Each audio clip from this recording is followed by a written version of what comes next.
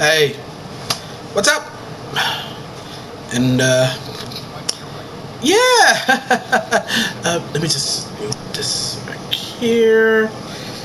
Yes, I'm wearing a Mario hat and a tail shirt, and I got a Pikachu right there, and a Winnie right there. But there's a very, very, very goddamn good reason why. What I'm about to say in this video is gonna be probably one of the things that needs to be 100% talked about, and it's got to do with gaming.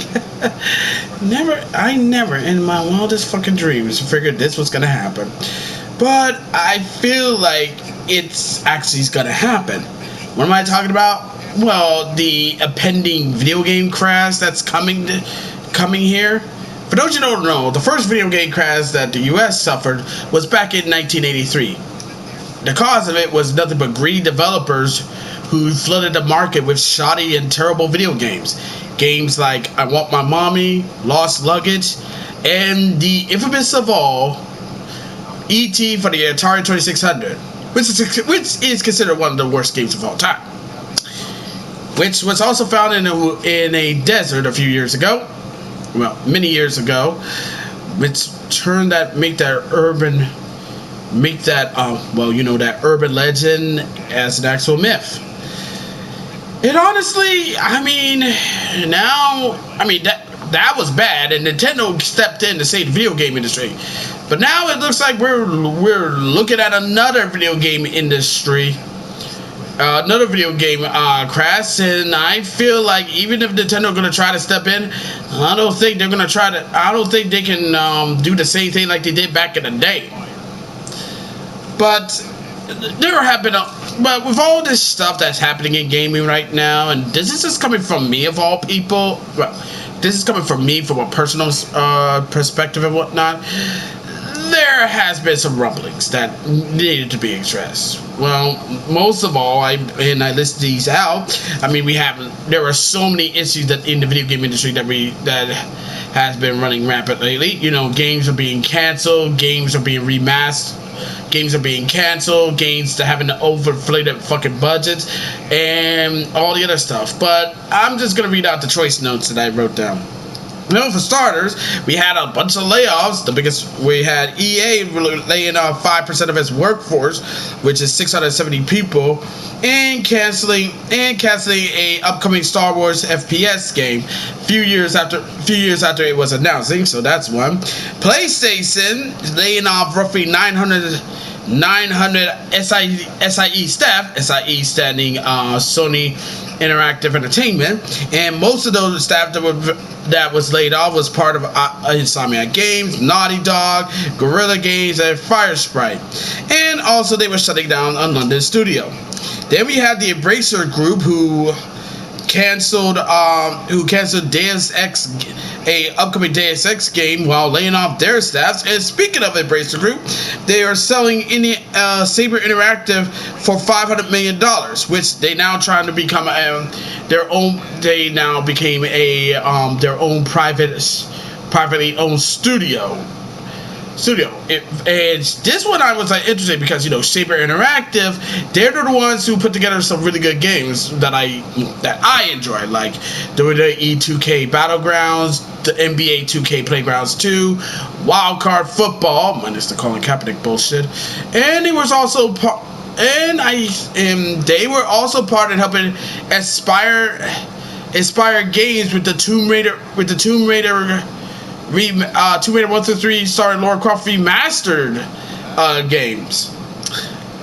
So yeah, I like Saber Interactive. I always do. Though now that I'm a little iffy on them saying that they're going back to continue to get back to working on the Star Wars Knights of the Old Republic remake. I'm sticking in my goddamn boots on that one, but that's no here or there. Let's see. Oh, here's one. Well, Microsoft laid off 1,900 of its staff as Blizzard president Mike Ybarra resigns, and also Twitch is cutting 1/3 of its staff, which is 500 members of their staff. And also Toys for Bob, the guys who made the remastered games, which is Spyro, which is Crash Bandicoot: The Insane Trilogy, Spyro: The Reignited Trilogy. I think they have a hand with it in Crash Team Racing Nitro Fuel, and they also did Crash Bandicoot 4, It's About Time, and Crash Team Rumble. Which, by the way, a friend of mine sent me a link to the page, a photo saying is an issue saying that on March 4th, which is this coming Monday, Crash Team Rumble will be given its final update, and all the battle pass for that game will be free, and it contains all the items from Season 1 to Season 3. So they're getting rid of all the microtransactions. That's actually pretty good. Now you're probably asking yourself on this one, why is this happening? Well, honestly, I feel like gaming as a whole is just, I think it's just not what it used to be anymore, to be perfectly honest. I mean, real shit. I mean, for one thing, I feel like, well, there are a lot of things wrong with modern gaming nowadays. Well, for starters, nowadays it's like when there's new games that's coming out, they always have to have these unnecessary bullshit mechanics up there. Not bullshit mechanics, more like bullshit monetary mechanics, like battle passes. I mean, here's the thing: I don't got no beef with a battle pass. If it was in a free to play fucking game. If it's in a free to play fucking game, then you can make the argument like, okay, battle pass is there to say, but not when it's in a fucking $70 fucking game like NBA 2K series, the Madden NFL series. Like, who came up with that idea with that? I mean, it's already bad enough that people have to spend $70 or $80 and all this other kinds of money to get the game, and then they have to sell out more money to get the items that are at a limited time offer. The whole fear of missing out bullshit was bullshit. And speaking of that, there's also microtransactions. It's worse when you're playing like, NBA 2K or Madden NFL. When you first start off My Team or Ultimate Team, you start off with the worst kind of fucking cards. And in order for you, cards are players. And in order for you to get the players you want, you will have to either grind day in and day out, racking up coins so you can buy those cards, or you actually use real world money. The only difference is for NBA 2K, when it comes to building your own My Player, you have to spend actual fucking money to at least get your My Player to at least maybe an 88, or if you spend like your whole fucking life savings, get it to a 99 overall just so you can dominate in My Court.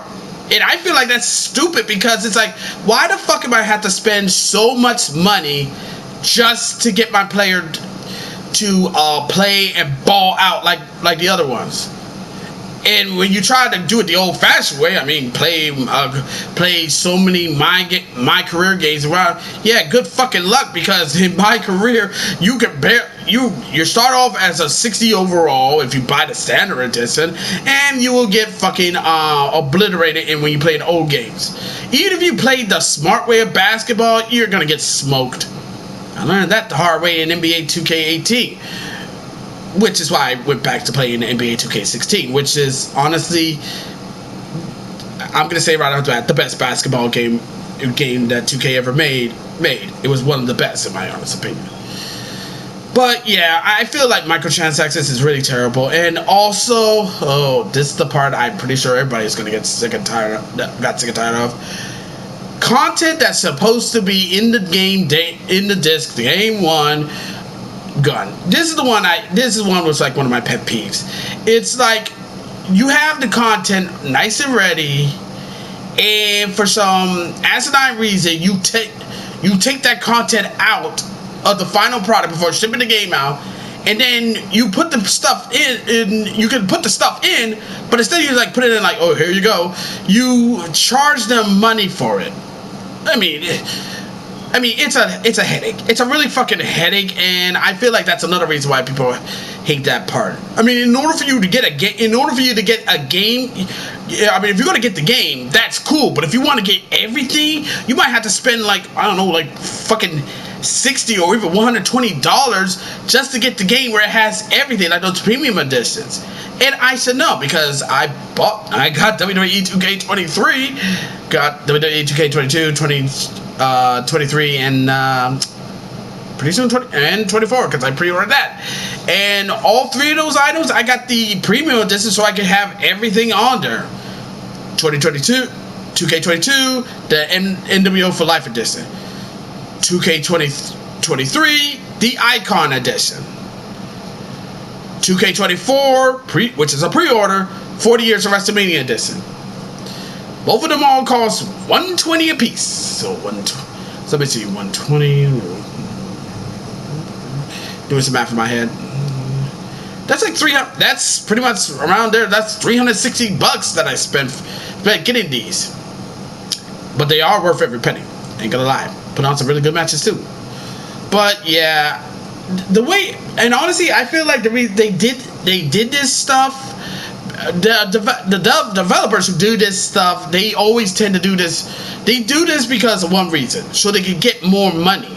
I mean, bad enough games are now expensive. Back in my day, games were like at reasonable prices, with some with the greatest hits, platinum hits, player's choice, like $20 and whatnot.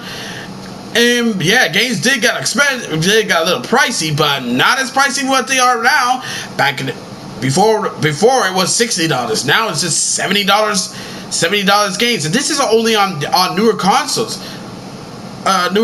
Dead serious when I see this. I mean, look at this.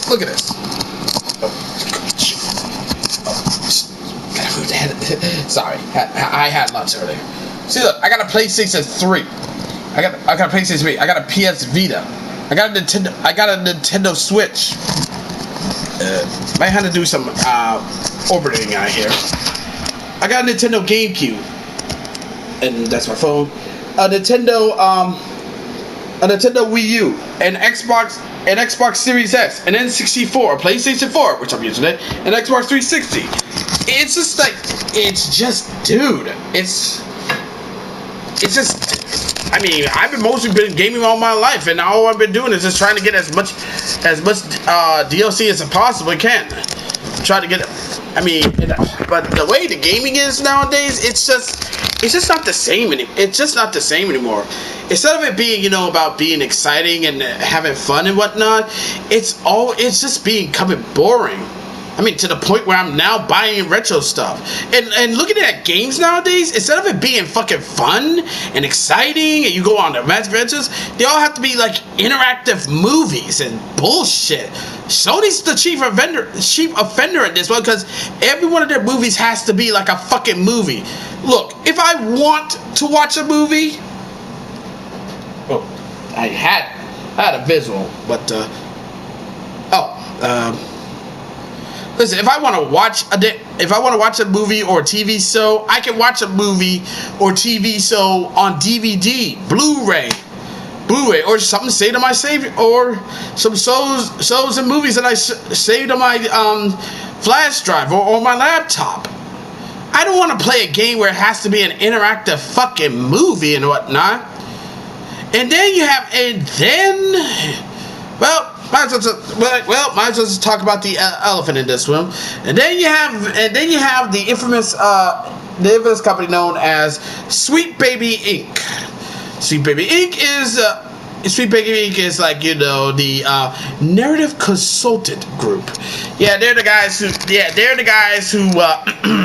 do narrative changes so that it be, right and whatnot. Camera, there we go. And apparently when they do games, it's like they don't actually do really good work with their stories. They always like to make stories where the male characters get fucked up while the female characters or minority characters get propped up. They did it with Spider-Man. They did it with Peter Parker in Spider-Man 2, which is another damn good reason why it didn't win. That it got 7 nominations and never won Game of the Year. And didn't win either Game of the Year. And also there was the bullshit that is Suicide Squad Kill the Justice League. Jesus fucking Christ. That I saw gameplay of that and it looks really fucking terrible. I mean, it looks like a looter shooter, but fucking hell, man. Like whoever the new people at Rocksteady was working on there, they clearly did not take any kind of fucking notes from Gearbox's Borderlands. Borderlands know how to do the looter shooter concept, and this is just it was bad, and the story was fucking terrible, to be perfectly honest. And like I said, I get it. It says kill the Justice League. Nobody had a problem with that. The problem people had with that game is how they killed the Justice League in a disrespectful way. So that's maybe another reason. All in all, it's just that at the end of the day, I feel like the game is not in a good shape right now. It really isn't. It really fucking isn't. And there's a lot of people going to try to come up here and try to tell me, oh, you don't know anything, and you're just a hater and everything. Dude, I've been gaming since the fucking 90s. 1991. And my first gaming console was an NES, a Nintendo Entertainment System. My first game was Super Mario Brothers. I got it on my Wii U. I still play it. I still play that shit to this very day. To this day. But looking back what gaming was, it was fun. It was magical. It was having so much. It was great. And looking at it now, it's just It looks like fucking tripe. And not in a good way either. And honestly, and I'm just feeling it too, and I talked to a friend of mine, and I'm pretty sure I'm going to say this. I feel like the way this is going right now, it's going to be we're going to head to another video game crash. And I feel like I don't think we're going to make it out of this one too. And it all boils down to the only reason why gaming is shit like that. It's hands down, it's greed. It's greed. It's greed for these companies and developers and everything. To them, like Sony, Microsoft, even Nintendo themselves, it doesn't matter. They don't care about any line except one line, and that's the bottom line. And if a studio does not give the studio does not give those companies what they wanted, they can just fire and cut people. It's the nature of the business, but yeah. But the way, like I said, it's not going to look pretty. It's really not going to look pretty. And anybody who says otherwise, they might be fooling themselves on this one. Now, hopefully, keyword, hopefully, I could be wrong. It happened before. It will happen again. And sometimes I tend to be wrong. I accept it, move on with my life. But I don't know, signs point us, well, unless we see something different in this world. But honestly, I feel like, yeah, if these companies don't do anything, if these companies don't change their ways, and these game companies don't change this way and manage to get the gaming industry back on track, it looks like it will be game over for the gaming industry. But that's all I have to say on this one. And like I said, this is not gonna be it's not gonna be the popular one. But I just want to put this out there because I was drilling on it. I drilled on it when I was at work. I was wanting to talk about it, and I feel like this is important. And before anyone said that me wearing this is not, I wore this because, you know, it looks cool. Plus, Mario fan since the 90s, so you know, woohoo! That's me doing Mario. If you want more, let me know. I've been practicing be the voice of Mario. I even do Luigi. Ah, just what I needed. Getting better. Getting better. But anywho, let me know what y'all think, okay? As always, be sure to leave a comment, like this video, subscribe to this channel, click the notification bell so you don't miss an update, share with friends, share with your neighbors, significant others, and that's about it. Until next time, this is Sean 007 1986 signing off. Thank you for watching this video. It really means a lot. I'll see you in the next one. Catch you later. Bye-bye.